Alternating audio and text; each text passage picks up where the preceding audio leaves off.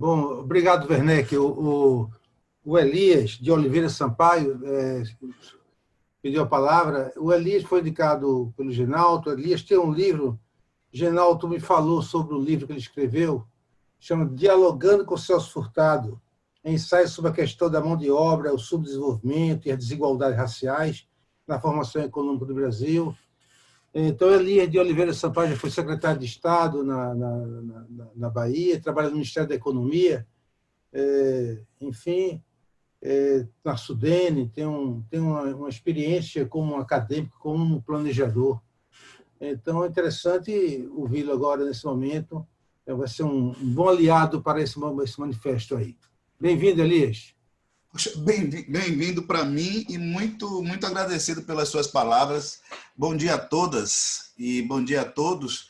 E foi bom que você acabou evitando que eu precisasse falar alguma coisa de mim, e eu aproveito para tentar colaborar o mais rapidamente possível. Veja, eu estou caindo um pouco de paraquedas porque eu tive contato com o manifesto ontem, através de Genalto, tá certo?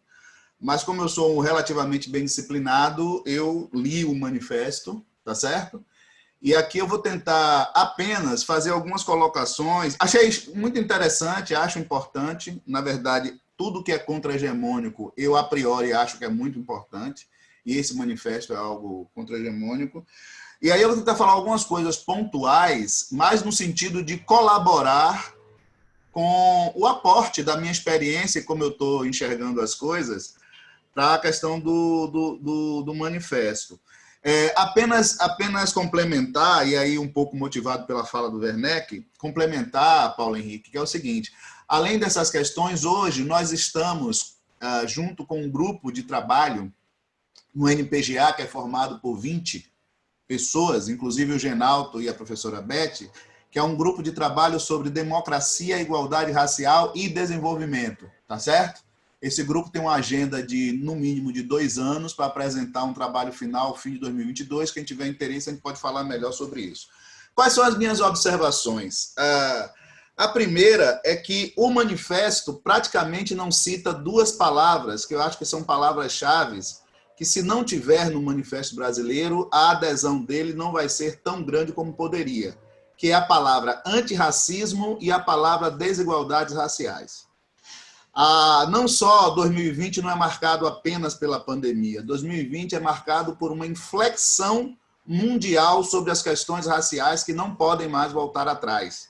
Não tem mais como se discutir nada no mundo sem trazer para a centralidade a questão do debate das questões raciais. E com isso, eu diria o seguinte, só para deixar bem objetivo qual é o meu ponto de vista.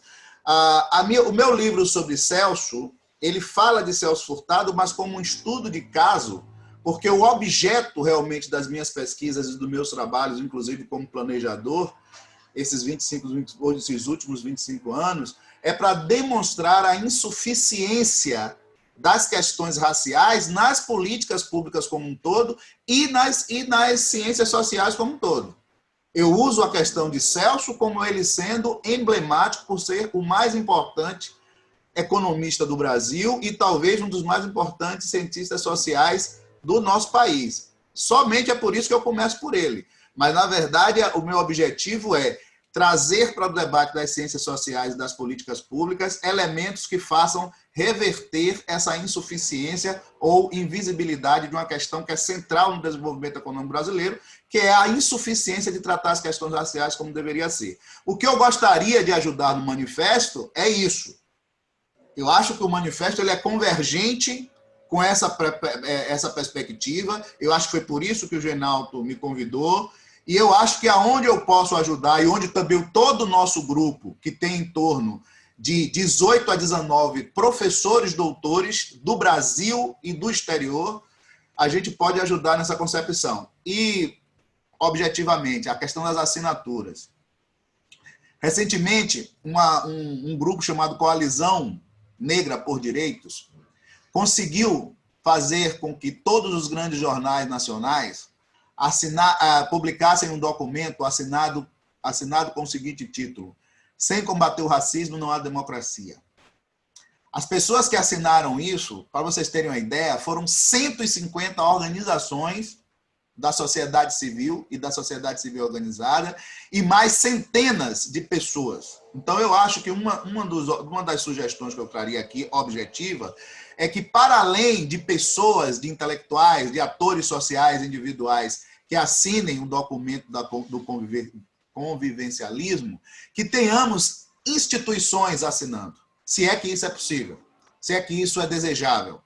Então, se tivermos essas duas coisas, mesmo que nós não tenhamos uma quantidade muito grande, mas eu não acho que nós não devemos ter menos do que 100 assinaturas de pessoas, mesmo que nós não tenhamos mais do que essas 100 pessoas, se nós tivermos ao lado um conjunto de organizações reconhecidas e legitimadas da nossa sociedade, eu acho que o manifesto sai relativamente bom. Obrigado, desculpe se eu passei do meu tempo.